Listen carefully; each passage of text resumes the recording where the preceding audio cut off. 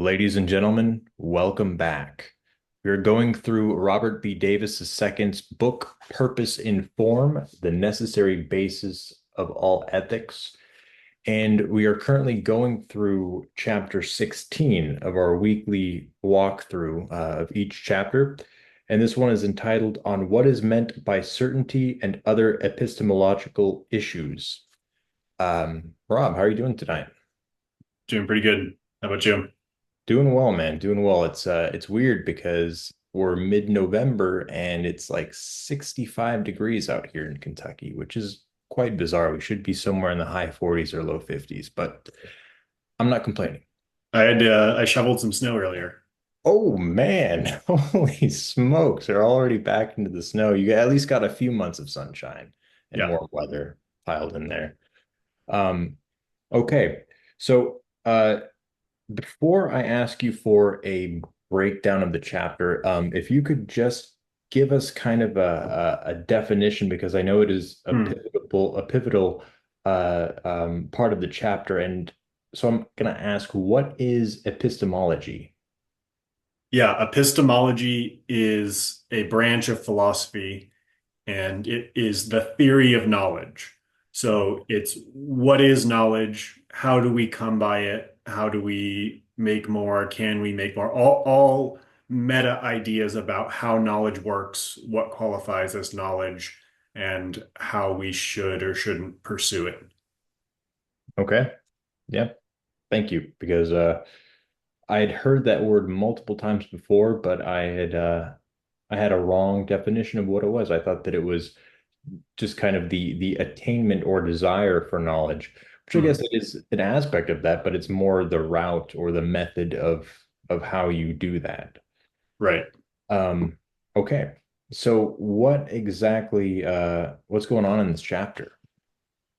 So this chapter is in here for a lot of the reason why it is in here is because epistemology was sort of my real entry into the world of religion and um, awakening, you might say, of starting to look at different theories of knowledge and wonder what's going on in the world, what do people actually know, how do they know it, um, what are they pursuing, why are they pursuing that in the realm of knowledge.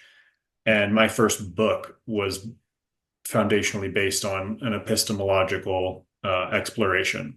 So, a big reason why this is in here is because this is an important consideration to me, and it sort of raises, based on my previous work, it raises some questions like, okay, well, how am I justifying what I'm doing now? And so there's really two parts to the chapter. The first part is addressing that because um, my entry into epistemology and to some degrees still most of my belief is through a skeptical epistemology, a very radically um, corrosive, you might say, epistemology that questions literally everything to the greatest degree possible. And so then say, well, then how do you come out with a book after that? If you're really sort of holding to that. So the first part is addressing skepticism in the realm of epistemology, of questioning knowledge, and how that works, where the appropriate line is. And that's why the first part of the chapter title is about what I mean by the word certainty. When I say this is certain, these things are now certain. I believe this is a certainty. This is something I believe. This is something I think we know. Anything sort of like an absolute statement like that um, I want to have a sort of a formal address of what do I mean by that, given the fact that I have already said I'm an extreme skeptic on claims like that. So that's part one of the chapter. And then the second part of the chapter is talking about a common criticism of religious faith by atheists, in particular, this one by Peter Boghossian, who criticizes the epistemological approach of faith, where you look at faith as just pretending to know things that you don't really know, and how that plays out in the world and whether that's good or bad. And so, part one is skepticism in general, what its place is in my view, and how it has played into my life and where it's going. And then part two is sort of back to the addressing lingering concerns, like, well, maybe New Age atheism, secularism has its problems, but then isn't religion just this thing that makes people dumb? Right. Right. I'll go ahead because it stuck out to me. The quote that you have from Boghossian, he defines faith as pretending to know things you do not know. Yes, just like you said.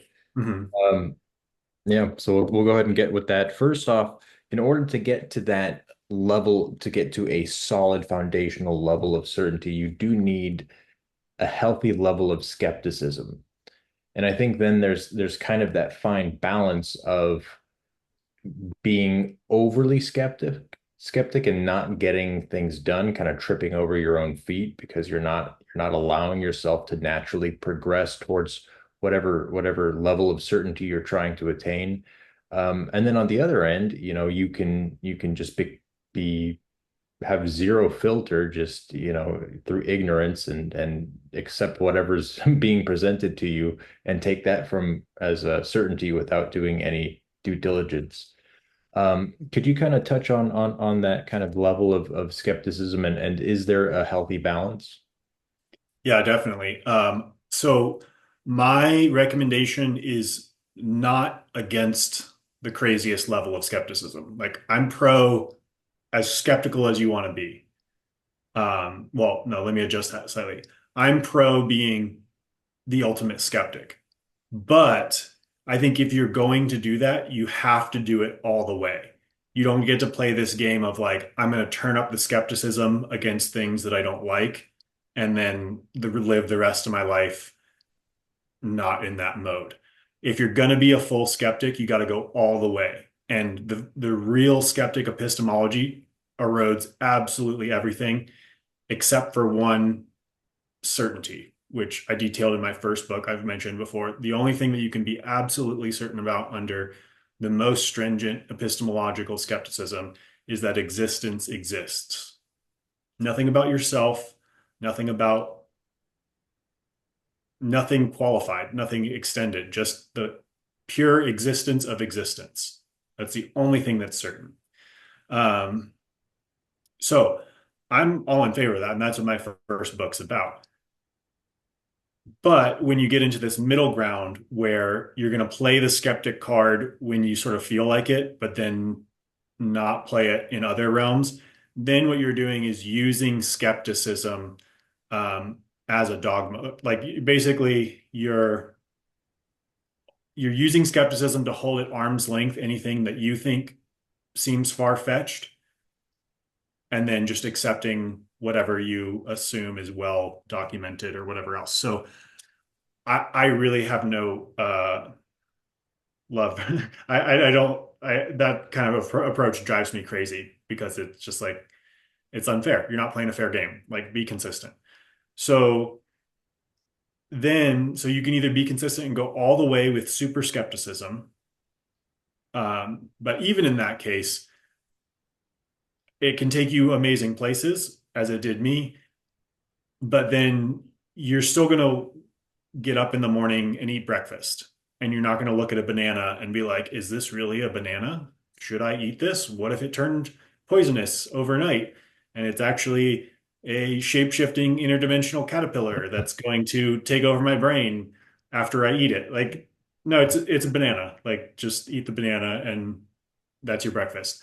So, um, what I point out here in this chapter is that as long as we are um, uh, what do I say? Accepting of, basically not rebelling. We're content not to rebel against like everything, which is a hellish state to be in, kind of definitionally, if you think that you're in it's kind of like the Gnostic matrix thing of like, we're in a trap and I'm pretty sure this is all an illusion, but I can't control the fact that I'm stuck here. And it gets, anyways, Yeah. um, that is a problem. But once you're like, okay, I'm here and there's a purpose why I'm here, and I'm willing to just start from that foundation, then what is pretty obvious to realize is in terms of skepticism, right here, we would not be skeptics if we did not believe in the significant effects and therefore purpose of the skeptic approach. So skepticism is not really a foundational approach. It is something that is built on, it is a tool that's used for a certain purpose. Purpose is more foundational than skepticism. You can be skeptical of purpose, but the only thing that that does is make you feel anxious, and then you overlook the fact that you are purposefully questioning skepticism for the purpose of making sure that you're sure about things. But it's like, okay, but your purpose is already there. Like you're overlooking the fact that purpose is inevitable. So I think that's the balance. Is purpose is inevitable, and you can just start there. Because I'm here for a purpose. You don't really have a choice. You kind of have a choice, but really, like you're here for a purpose, and that purpose is good. You can question whether it's good, but you only do that because you think it's good to question things. So you're here for a good purpose. So start from there, and then you can use skepticism on top of that as a tool. As I said, I think you need to apply it evenly. So if you're going to be intensely skeptical here, you need to be intensely skeptical there. And I think that's the biggest thing is putting it at the right level, not pretending or not being tricked into believing that you are like fundamentally a skeptic, that you're like at the core of your being is this skeptical thing, because it's not and it never will be. And then being consistent and having integrity when you're applying your skepticism. So I think that's the key and the balance there. Yeah, that makes sense. And when you think of the consistency of being a skeptic, I mean, humans are fallible as we've learned, and so many times we're not consistent in that.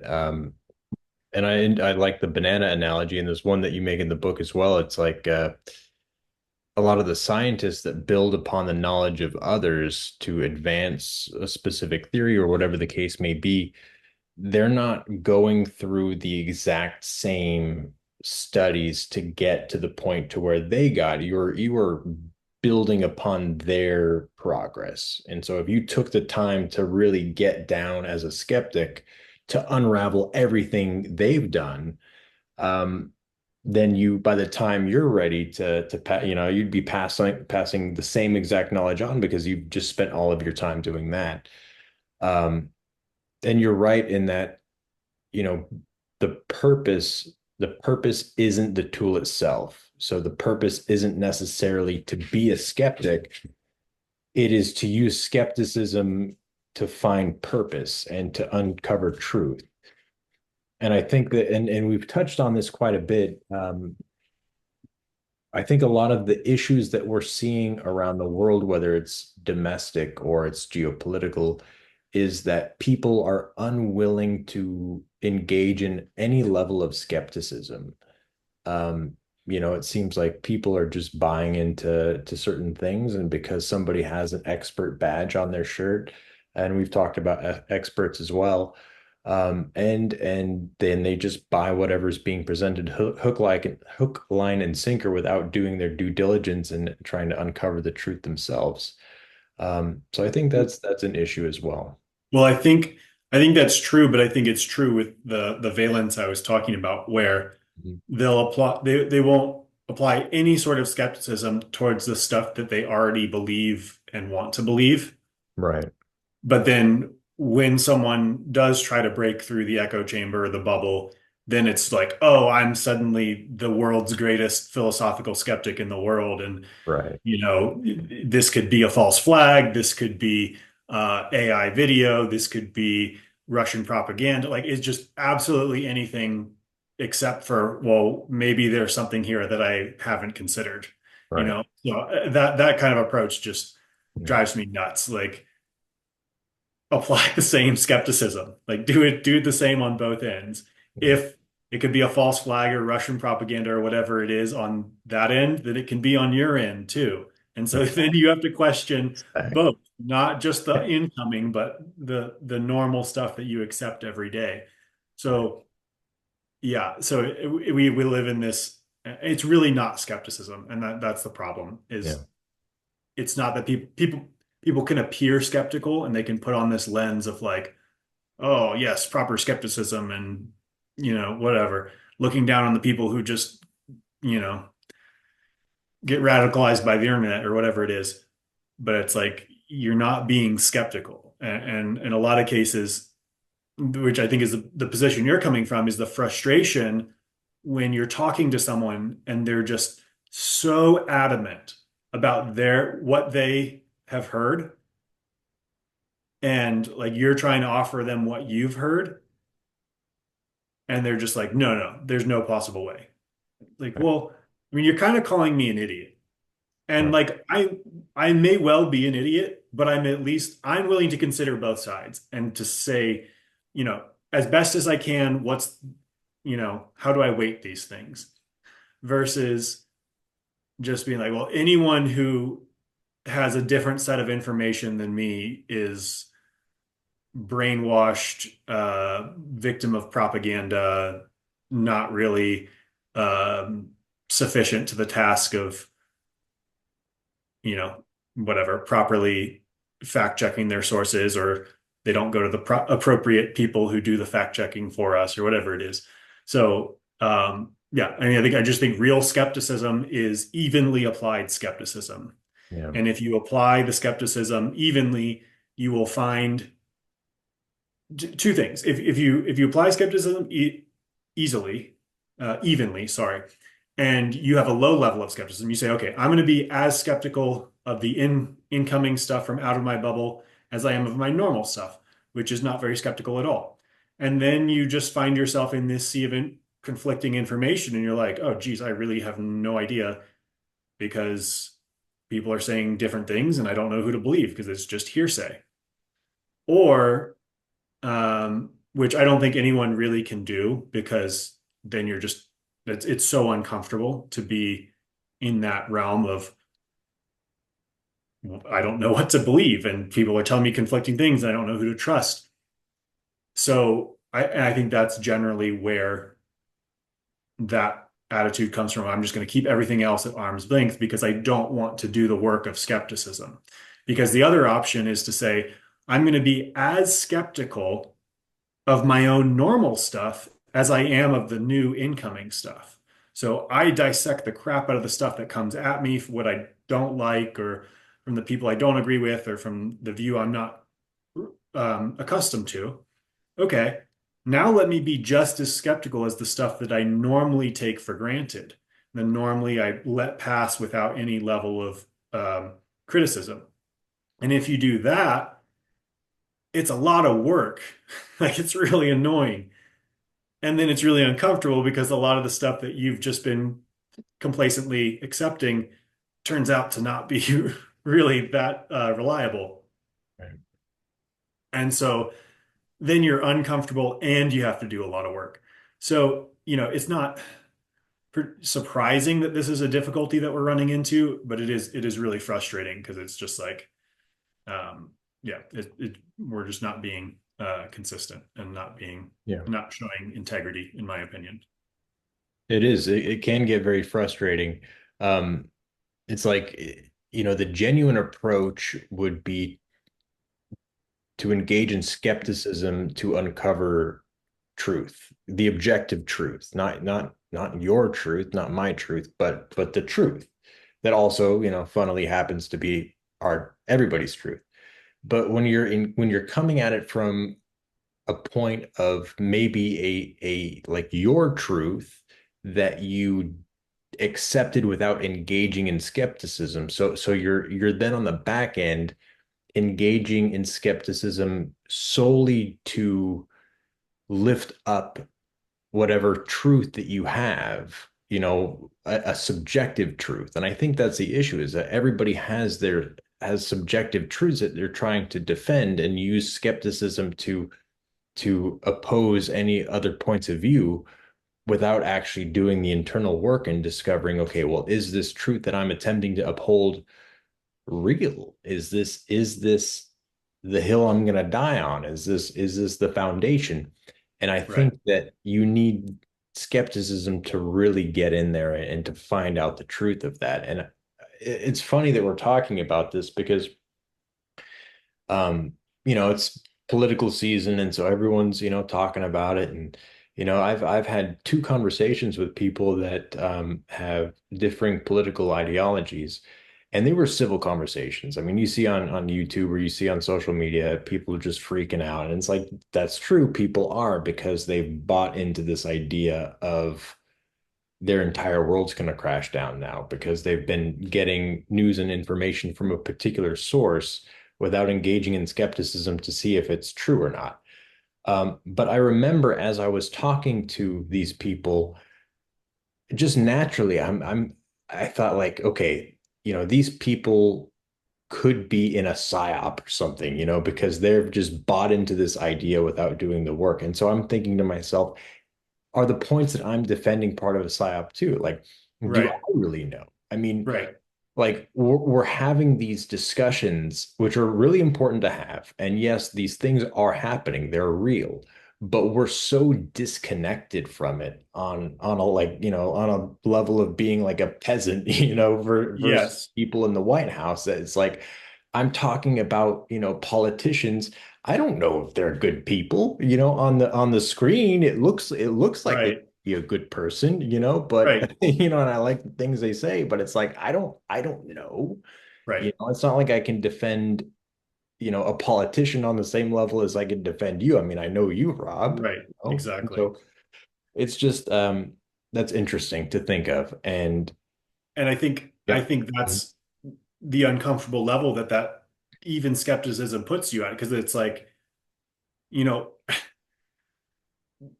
I mean, it's sort of a modern trope. It's like, the people I disagree with are brainwashed.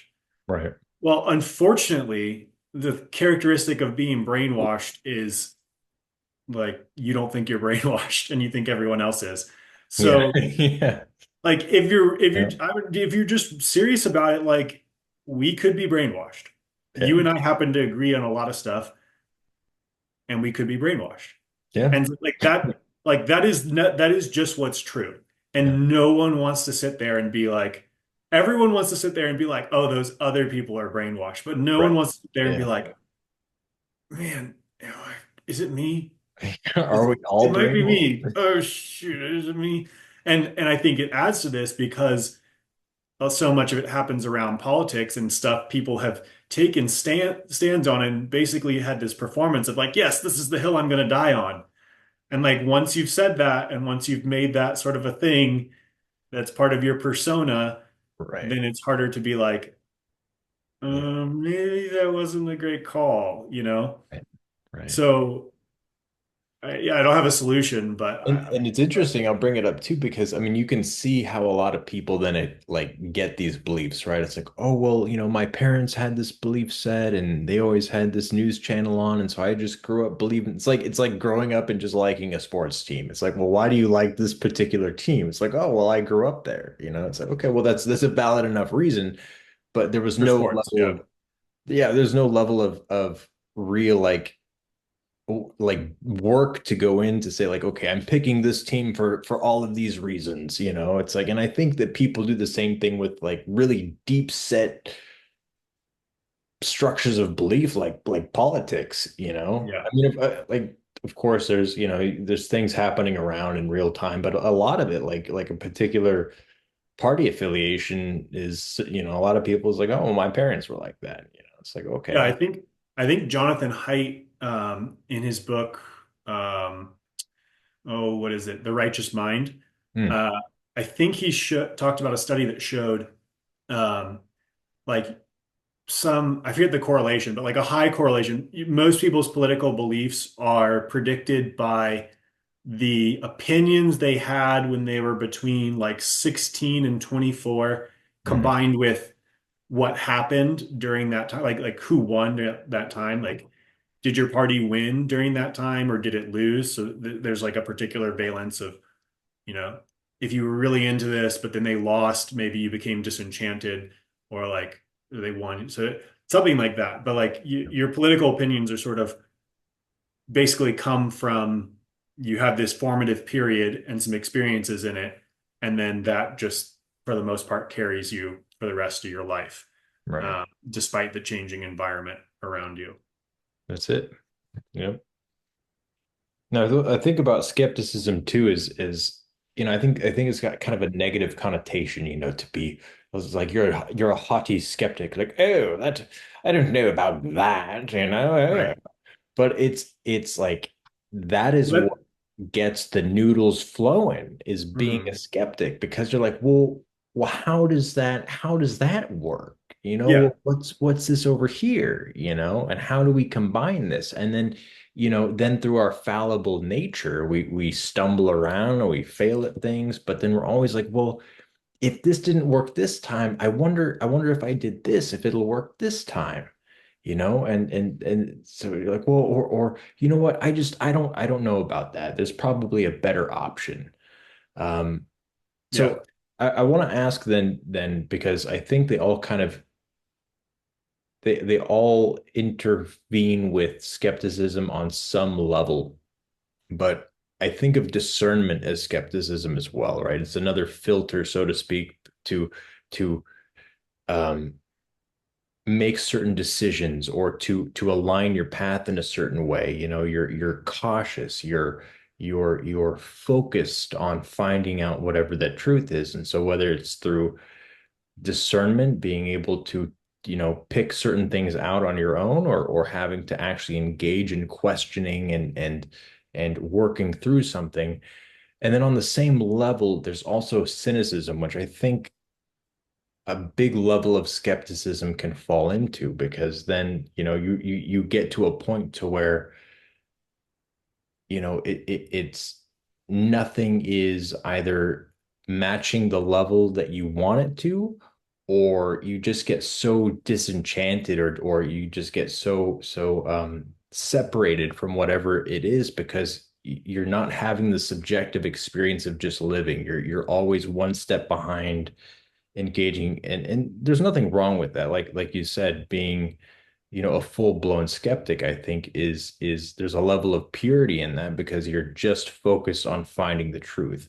But I think for a lot of those, and we'll talk about this later on in the conversation, um, but I think that if you're not prepared to engage in that level of skepticism, it can fall into cynicism, which then falls into purposelessness and meaninglessness. yeah, yeah. So I think I would say skepticism, properly understood, is a tool of discernment. So you have the broad category of discernment. Within that, you can use skepticism, but you're not going to want to just use skepticism because skepticism is sort of about tearing down or dissecting. Other things in discernment would be like, I don't know, it might sound wishy-washy, but just like feeling, just like, Hmm. does this call to me? Like, am I interested in this? Am I moved by this? That would be part of discernment as well. Um, and you can say you should be skeptical about that because maybe what's calling you and interesting you is not good for you. But in any case, that's skepticism within discernment. And then I think cynicism, when I think about cynicism, I think about kind of a misanthropy, like dislike of other people, and even hatred of other people, and sort of looking down on other people, the negative side of the NPC kind of thing. Um, I guess it kind of has a broader definition, and it could shade into sort of depression and just pessimism and negativity. Personally, I just don't really. I don't know. Those just don't bother me as much as just sort of being uh, condescending and uh, I don't know, misanthropic. Um, So I would say like cynicism or skepticism again leads to the worst kinds of cynicism when it's coupled with that sort of arrogance of just, well, I'm already on the good track of thought and I already believe the right things. And so I'll be really skeptical of anything that I'm not familiar with, but I'll just sort of um, placidly accept stuff that sounds good to me. And then that leads to looking at other people like they're all brainwashed and I'm the not brainwashed one, or they're all NPCs, they're all sheep, whatever it may be. Um, and then, but yeah, I mean, the other parts of cynicism where you just sort of have a pessimism or a resignedness, disengagement. I mean, it's hard to say because to be a thorough, skeptical intellectual takes, this is something I talk about in some of the end of these chapters here. It takes a bunch of leisure time. Hmm. Like you have to spend a bunch of, you have to have the privilege. This is, I think I quote directly from Harari, and I like this quote where he says, to be, I think he says to be an intellectual, but especially to be like a thoroughly skeptical intellectual, you have to have the privilege of wasting time. Right. And there are a lot of people in the world who just don't. Um, and even if they theoretically had the time, like they've got better things to do than sit around questioning, you know, basic things. So And got to play Candy Crush or whatever online yeah, it could be. mobile game is hot. Yeah. Well, but more seriously, they're raising kids or whatever Right. stuff that they actually need to do. So, so and we talk about disconnectedness or disengagement, and I think what's his name, Greg Hurwitz, I believe. He's a friend of Jordan Peterson's, like very much on the uh, other side of the political aisle. I think avowedly like Democratic, works with Democrats basically as part of their media and promotions. And he had a conversation on a podcast recently, and he talked about how there's sort of this condescension toward low information voters, like people who consume politics. I think it was like 4 minutes a week or something like that. And he was like, these aren't low information voters. These are people living their lives and making choices based on what's most important to them. And so, like, the price of eggs and gas is super important to low information voters. That's not a bad thing. That's saying the most important thing is the price of gas and eggs. Like, that's giving you valuable information. So I think this sort of, in the intellectual sphere, we get caught up on like, well, the people who don't know the things we know are like screwing things up because they're making different decisions than we would make. Okay, yeah, but they're also keeping the world running. So like they need some common regard and respect.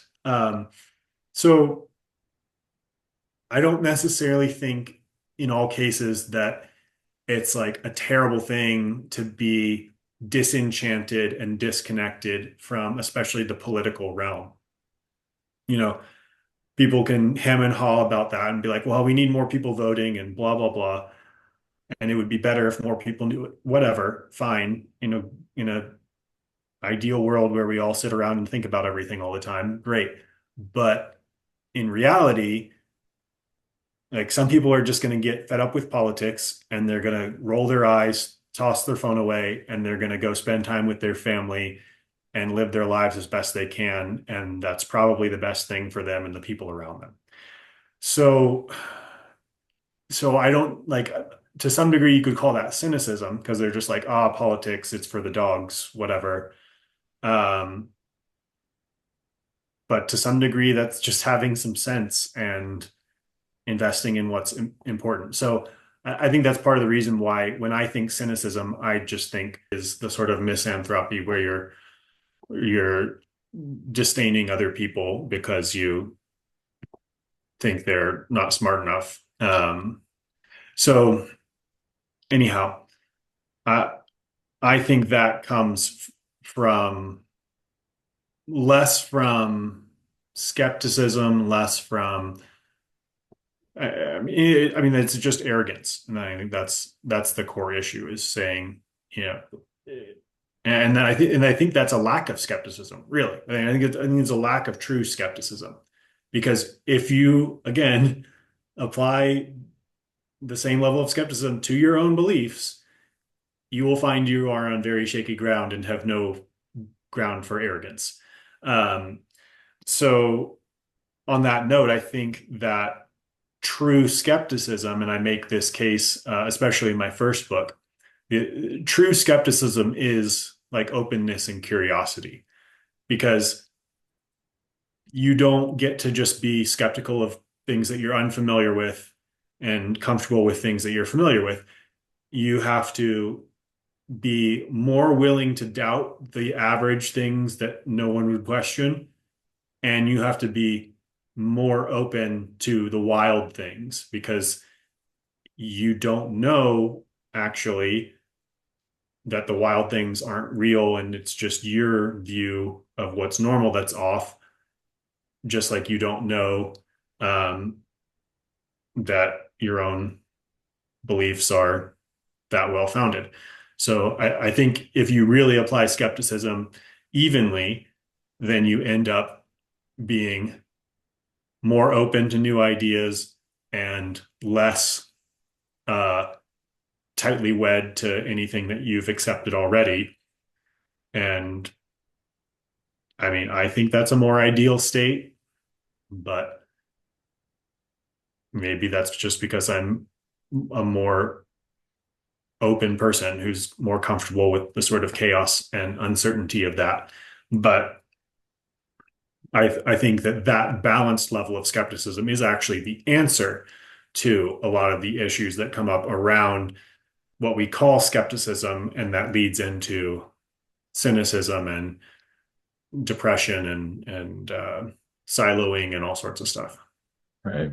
And I think too, um, just touching on free time, everyone has more free time now as we're inventing new things to do the tasks for us, a washing machine, a dishwasher, whatever the case may be. Now we have time. So yes, we are raising families and we are always busy. So there's a lot of low information voters that don't necessarily have the time to engage, but a lot of people do, and even are outside of politics. So in this so-called information age, you have access to literally you want to learn anything you can do. It's incredible.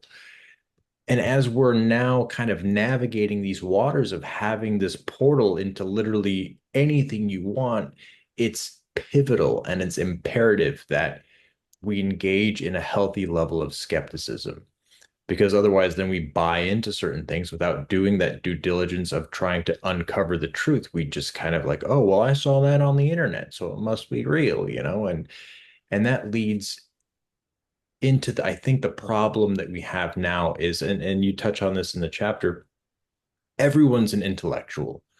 And I think that that's because everybody has the time on some degree to learn about whatever it is that is piquing their interest on some degree. And rather than engaging in that level of skepticism before completely bringing in an idea, a belief set, or something you're taking in as truth that you're seeing on the internet, um, I think that if we did that, uh, we'd be able to communicate with one another better. We wouldn't be as polarized as we are. And I don't think that people would be falling into these traps of belief sets that you know just don't really align with reality, and again, we touched on as well. I mean, there's that level of, well, whatever it is that I believe, have I done my due diligence to really see if what I'm trying to back up is truth or not? And so as we're navigating this stuff, especially with AI, I mean, oh, well, look at that picture. It's showing this and that. It's like, well, have you really looked at it? Did you put it through one of those AI um, image verifiers to see if it's real or not? So we're getting into that territory where I think skepticism needs to play a larger role. And again, like we talked about too with cynicism, I view it as and I could be completely wrong, but it is directed towards people, but I think it's also it could be directed towards whatever it is that you're engaging with as well. You just kind of get this feeling of repulsion. I just whenever I see or whenever I try to think of a villain or something in my mind, it's always somebody that learned too much knowledge about something and then grew hateful against something and then decided to destroy it. So I think that comes with it. But you had a really good point as well on skepticism allowing you to kind of open that door into the unknown. And a big part of that is also having faith because you're engaging, you're directing into a level of unknown and that level of uncertainty. And so you're having faith in that. Is there that connection between faith and skepticism? Yeah, for sure. I mean, sort of a bit of what I said already, where you already have faith that, like, it's implicit there. You may not recognize it, but you're having faith that the skeptical approach is effective and good. And underneath that, you're having faith that you have a purpose and following the truth is the best. The truth will set you free. It comes back to that. So the pursuit of truth and that skepticism is a good um, tool to reach the truth. All of those are an underlying faith that if you apply skepticism to those, you can destroy, or at least you can destroy your confidence in them, and then you can just feel really anxious. But you only feel anxious because you still really believe that the truth is good and you want to be there and that it's your purpose to be in line with the truth, and not being in line with the truth is a failure at your purpose, and so you feel like you failed your purpose. So there's that foundational level of faith, and then I think that I think you have to assume in anything you do, whether it's skepticism or whatever it might be, that purpose is real and purpose is good. Um, or at least you have the ability to pursue good purpose, though there might be bad purposes out there. Um, so just on that most basic level, I think that's sort of inescapable, but that's something that is almost universally overlooked, though people are trying to draw attention to it within the last 5 years or so. Jordan Peterson among them. Yeah. I want to also bring up top of page 325. You say that there's a massive problem of defining and measuring rationality. And we've talked about rationality before and how that also is tied in with um, intellectualism, right? Like what is rationality really measurable? And is that how does that then tie in with intellectualism? Right, right. So this part of the chapter is where I'm engaging with Peter Boghossian's sort of main thrust and his idea of street epistemology. And so, sort of, his goal is to pursue a more rational epistemology and to literally evangelize, like convert people and use these tools to bring about a more rational epistemology. And I concede a lot of points to him, and then I bring up these questions, which I think don't undermine his concerns, but they, I think, shed light on maybe some of the misguided um, fervor that the project might be going about with, or some of its techniques or something like that. So, and this is really tied in with what we were just talking about of the idea, the cynicism and the arrogance and conceit of going around and being like, I can, I'm the skeptical, enlightened person, and let me uh, help you by enlightening you with skepticism. And in general, through his work, it's going to be all an atheist uh, laden approach. So I raise issues with that. And one of the questions is, okay, what expectation do we have of, what's a desirable result? Like how rational do we think people are right now, and where are we trying to get them? And I think, and this is all just theoretical, but like if you just sort of assess your own view of these things and you're like, well, I think people are like really low in rationality. Everyone is like, no one's really rational, and we need to be at like 90% rational.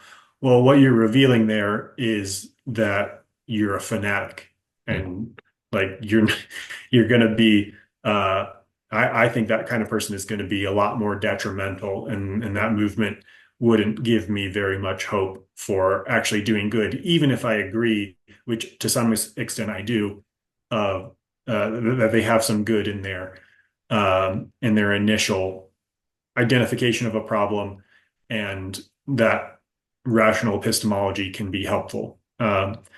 And so there's this idea that, well, if you think everybody's just going to be an intellectual, and you think everybody is always going to be benefited by more rational, skeptical epistemology, I think you're delusional and fanatical. So I think that part of the issue that I bring up is that, life is an infinite game, and the intellect is one. Let's go back to video game analogies. Um, like, who doesn't love a stealth archer build, right? I mean, there are some people who it's not their thing, but there's a huge devotion of the stealth uh, range build, archer, sniper, whatever it might be. But that's not the only class that you can be. Some people are, why would you choose anything but a mage?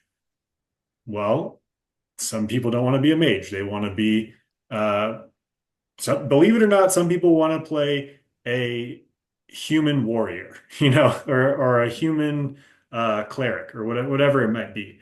And And I think that again, it comes back to this conceit of people thinking, well, if people were just um, honest or capable, then everyone would be intellectuals, and that would solve the problems of the world, because then we'd all be true intellectuals, and we could all, get past the people who are muddying the waters by not being intellectual enough, or whatever it is.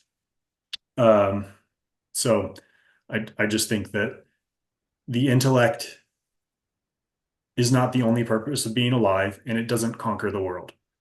There's much in the world that is good and wonderful and should stick around, that is outside the realm of the intellect. And uh, I think that the fanatical pursuit of a rational epistemology and evangelizing people into that assumes fundamentally that everyone you run into is an intellectual who will benefit from that. And I think the most people who you assault with crazy skeptical inquiries are going to be disturbed. Yes, you will effectively disturb people, but it will not invigorate them. It will not improve their lives. It will lead them into depression and all sorts of cynicism, because they're not intellectuals, and they're not going to devote an enormous amount of their lives to pursuing extreme skepticism and sorting the wheat from the chaff. So That's kind of what that part is about, is making sort of oblique criticism of Peter Boghossian's plan of street epistemology. Okay. I think that's essentially it. I mean, we need to remain vigilant and be able to use skepticism as that tool under the overarching umbrella of discernment to properly navigate these waters and to formulate uh or to get closer to the truth, and to get to develop opinions around that are easily backed, through various tests, through that fallibility, through trial and error. And that's an incredibly personal endeavor. Again, we talked about, just kind of accepting the growth of, let's say, science, without having to go down there and do the work yourself. But the act of being skeptical, again, is extremely personal, and it does take the time to engage in that activity. And it does take the level of intellect to do that as well. And of course, the intellect isn't the end all be all, and it shouldn't be lifted up on a pedestal, but nonetheless, you must engage in that behavior in order to formulate truth. Um, Rob, was there anything else in this chapter? There was something else that we wanted to talk about as well. There was a part two of a short story that you had written, um, from back in what, 2017, 2018? I don't remember at this point, but somewhere around there. Yeah. Um, but I know this was a shorter chapter as well, and like we mentioned before, there are those two topics um of being a skeptic, and then also what is it to be an intellectual? Where does faith play into both? Was there anything else that you wanted to talk about before we wrapped up that chapter? No, I think that covers it. Okay, excellent. So the second half of this story, which is based on Star Wars, which I think that we're both eh, we're fans, it's good stuff. Um, it kind of sheds light on the allure of the dark side, right? Which is kind of taboo, right? I mean, it's the dark side, but nonetheless, you can't disregard the fact that there were powerful Jedi, virtuous, integrous, moral, just Jedi that fell to the dark side. And so you use Anakin as an example. So I kind of want to let you take over and explain this, but I think it's really interesting. Yeah, so in the first part, I take Anakin as a study for sort of the failings of the Jedi's procedure and their teaching while he was there, and then looking at how they sort of should have portrayed their philosophy and how they could have done better with what is actually their philosophy. Not that they should change, but like they should have done better at what they said they were about doing, or theoretically said they were about doing. And then the second part, I talk a little bit about Anakin, but I also use Asajj Ventress as a sort of case study, because there's a backstory on her in the Clone Wars where it shows her turn to the dark side. And I think that the second part, the call to the dark side, like you said, it's a little taboo, but I think that's part of the issue. And that's sort of a theme throughout it. And I think psychologically, one of the most important things, well, I'll say this, one of the most effective things that I learned, whether it's true 100% of the time or not, it was extraordinarily effective and helpful for me, was uh, somebody said that, whatever negative behavior, whatever dark side part of you, whatever thing that you don't like that you do, whatever you want to call it, your sin, anything that you do uh, that you hate or you don't like or you wish you didn't do, you're doing it on some level because you get something out of it. And the point was, you have to be honest and recognize and be able to admit, okay, here's the thing that I get out of that. So being able to look at the call to the dark side and say, hey, there is a call to the dark side. There actually is a temptation, meaning I am tempted, right? I think there's this, and this obviously has real world applications. I think there's this disconnect a lot of the times when we talk about temptation. We say, well, oh, temptation, temptation.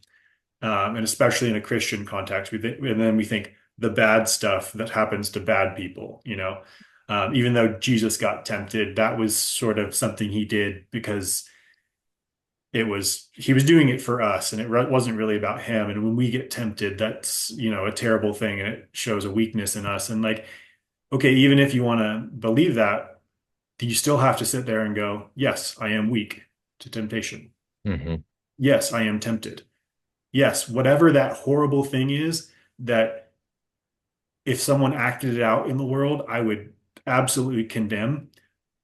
When it comes and floats before my mind, and there's a little tickle there. There's a little thing, then part of me that's like, oh, but what if you could get away with it? Or what if you were the one who, just this one time, or whatever it is, like the temptation is real. And that means you are tempted, and that means you are weak to that. And that means there is part of you that on some level wants or likes that. Like there's something you are getting out of it. There's something that you are secretly selling yourself on. Hmm.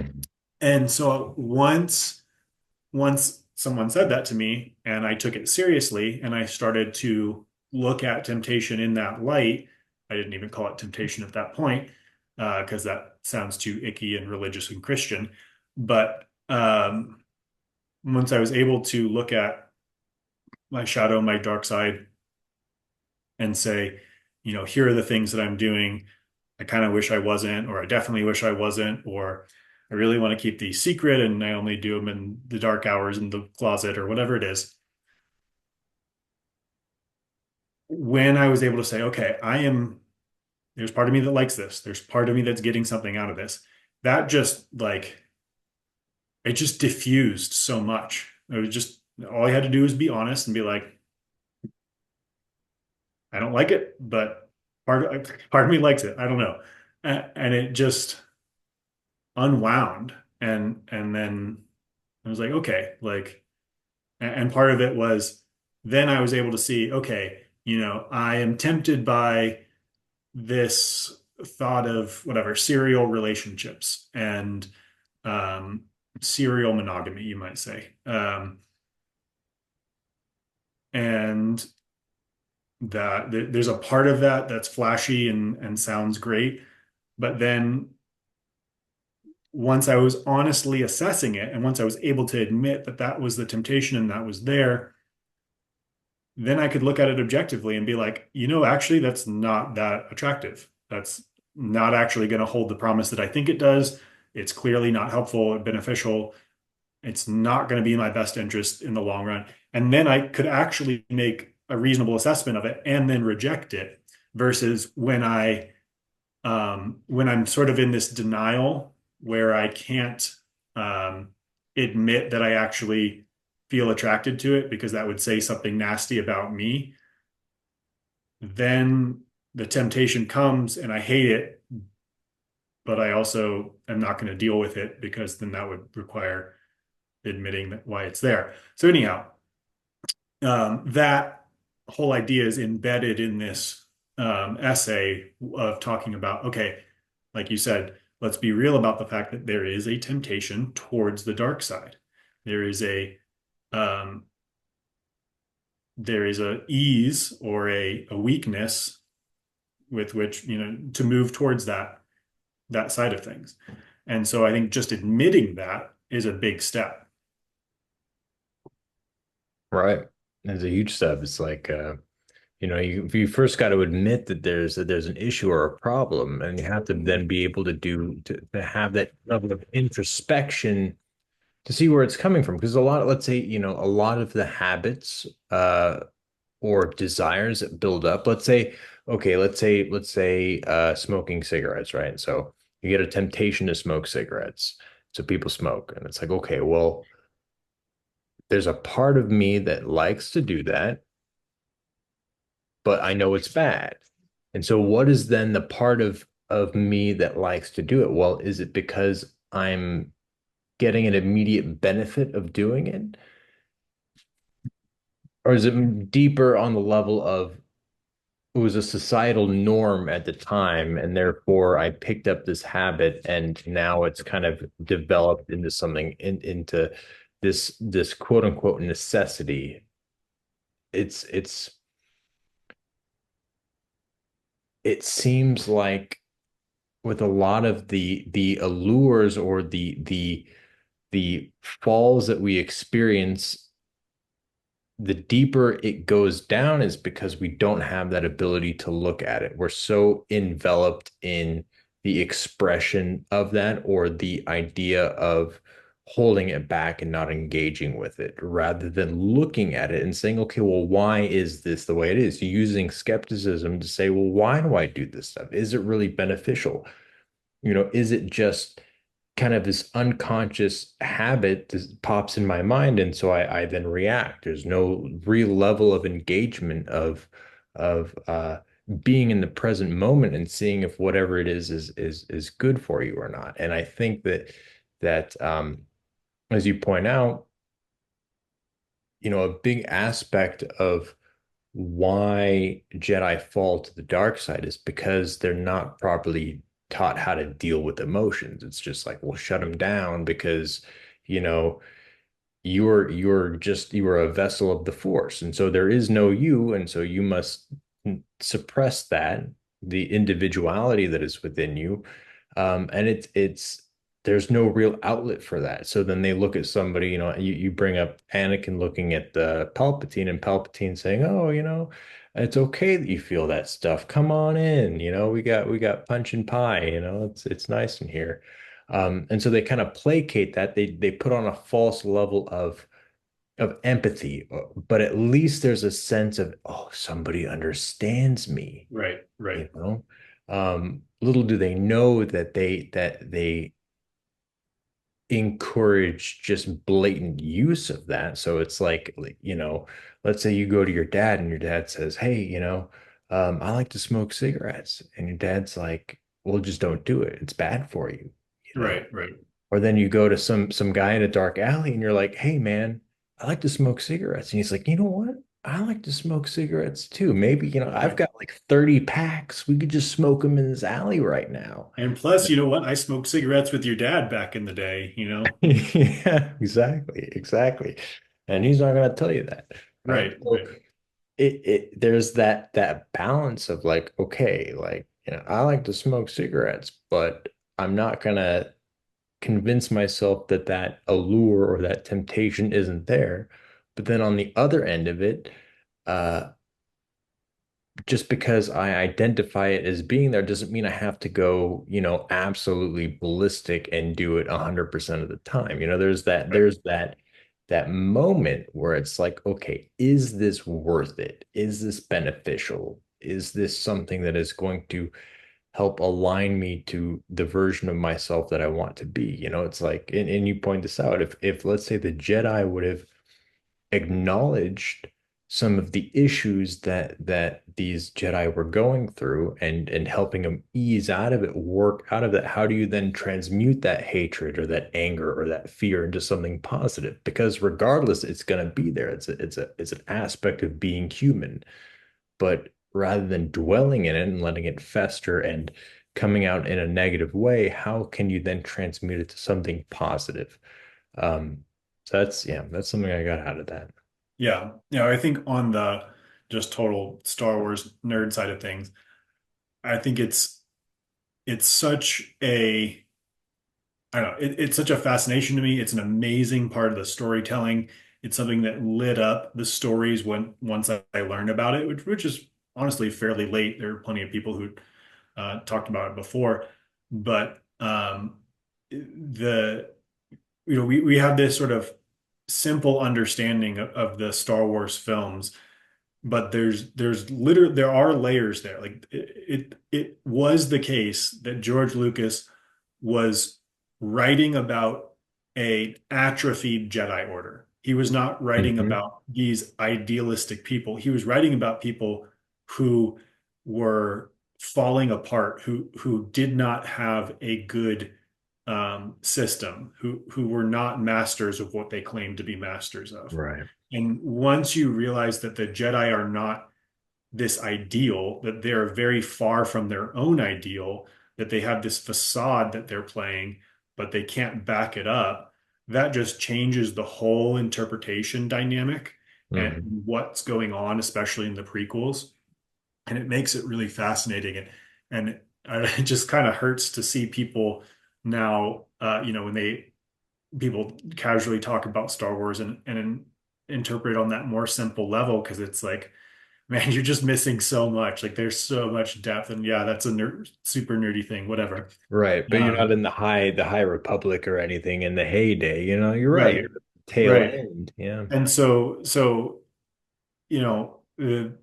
the Jedi actually have a really good philosophy. The problem is them understanding and playing out their own philosophy in a way that's actually virtuous and beneficial.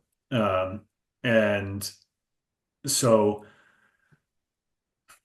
anyhow, that's part of the tact that the post that I made uh take. And I do have to say, I think I mentioned in maybe one of those posts, maybe somewhere else. And I think I've said before here, Sargon of Akkad did like a analysis of Star Wars philosophy, and he himself admitted he's not very much into it, but basically he interpreted the theory of the Force through the lens of what the Sith would say about the Force, and he came to this whole thing about how the Jedi make no sense and they're evil. And it's like, okay, yeah, because you're looking through the lens of the Sith. But I just watched this video by a guy who's pretty popular on YouTube. Screen name is Redeemed Zoomer, Hmm. and he did a thing about how Star Wars is Buddhist propaganda and like not Christian and all this stuff. And there's just tons of comments that are like, "You have no idea what you're talking about." Um, and yeah, I mean, there's really cool things in Star Wars. I'll say that, and obviously many people know that, and so that's what's in some of what's in those posts is nerding out about Star Wars, but including some psychology there and some theology and hopefully some helpful perspectives. Yeah. Yeah. In I the end, yep. I guess just to wrap it up, Yep. the end of the second post, the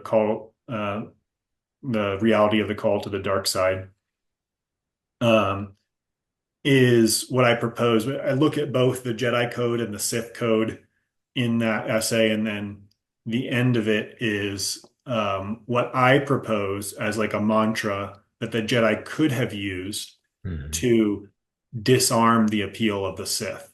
And it really is a call to skepticism. It's really about um, calling people to look into things for themselves and to see some of the key underlying mistakes of the Sith code, even though it sounds more reasonable than the Jedi code. It does, because the Jedi code sounds like nonsense. Um, but the code sounds more reasonable, but then it leads to a worse place. So Mhm.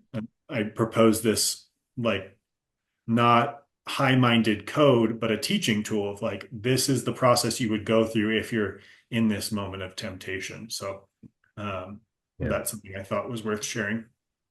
Right. It kind of I mean, it's not saying that the dark side is good by any means. It shows, I mean, the essay itself is engaging in a level of skepticism because you're kind of shedding light on something that is supposed to be and actually is not supposed to be, but is incredibly dark. But how is that then, tempting to somebody that is supposed to be an embodiment of the light? Right. So, ladies and gentlemen, we have three things to ask of you to do. Okay. The first of which is to check out the description box below And in that box, you're going to see a link, and that link is going to lead you to this book, Purpose Informed, the necessary basis of all ethics. You can go to Amazon.com and type in the title of the book as well as Robert's name, and it will come up that way. But why do that when the link is in the description below? The second thing you're going to need to do is watch the Star Wars movies. Regardless of if you've Yes. seen them or not. If you've seen them, watch them again. And if you haven't seen them, sit back and enjoy. And just to be clear, there are only six Star Wars movies. Right, there are only six. We're talking about the six. Don't post Disney outside of Rogue One and a couple, maybe one of the shows. I think Andor is good. You can kind of skip out of it. Uh, Borderline, yeah. right, yeah. The third thing we're going to ask you to do is after you've watched Star Wars, there's also another link in the description box below that is going to lead you to Rob's personal website. And on that website, you're going to be able to access uh, these essays. Please give them a read and let us know what you think in the comments section down below. Rob, is there anything else that you'd like to touch on before we conclude? Nope. Okay. All right. Well, we're getting towards the end of the book. There are a few chapters left. The next one is going to be chapter 17, Creator, No Creator, One Cause, No Cause. So that is also a shorter chapter as well. So we may pick something, maybe another essay or maybe a current event or something that we can kind of latch on to this chapter as well. Other than that, thank you very much for watching. God bless, and may peace be with you.